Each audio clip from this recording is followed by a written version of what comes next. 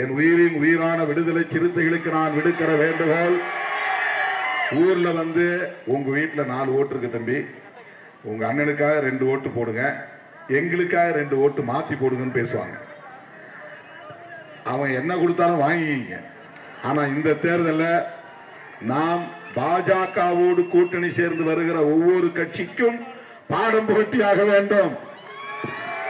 அதிமுகவுக்கு பாடம் புகட்டியாக வேண்டும். தப்பி தவறி அதிமுக ஆட்சிக்கு வந்தால் பிஜேபி காரன் தான் முதலமைச்சரா போய் உட்காருவான். 6 மாசத்துல ஆட்டத்தை கலைச்சி ஆடிடுவாங்க. நம்ம காரைக்குடி ராஜா இருக்காரு, அவரை முதலமைச்சரான ஆக்கினாலும் ஆக்குவாங்க, இல்லைன்னா ஒதுக்கி வச்சிருக்கிற அண்ணாமலை ஆக்கினாலும் ஆக்கிடுவாங்க. அவருக்கு போட்டியிட வாய்ப்பே தரல, அது வேற விஷயம். ஆனா பிஜேபி எப்படி ஆட்டத்தை ஆடுவான்னு நமக்கு தெரியாது. எல்லா மாநிலங்கள்லயும் அப்படிதான். ஆடுற ஆட்டம் வேறையா இருக்கும். தேர்தலுக்கு பின்னால எல்லாத்தையும் கலைச்சு போட்டு புது ஆட்டம் ஆடிடுவான். அதுக்கு நான் இடம் கொடுக்க கூடாது.